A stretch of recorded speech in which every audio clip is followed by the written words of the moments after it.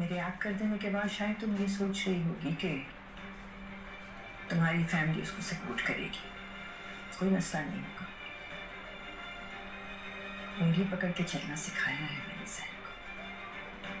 एक कदम भी नहीं चल सकता वो मेरे बगैर। पता नहीं क्यों तुम्हें इस बात का अंदाजा नहीं है। कुछ नहीं है वो मेरे बगैर।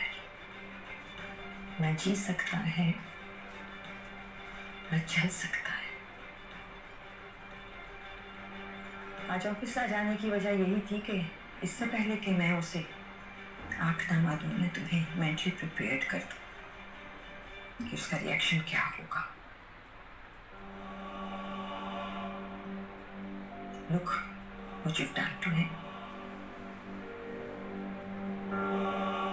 क्या कर दिया तुमने उसकी जिंदगी के साथ? कहाँ लाके खड़ा कर दिया उसे?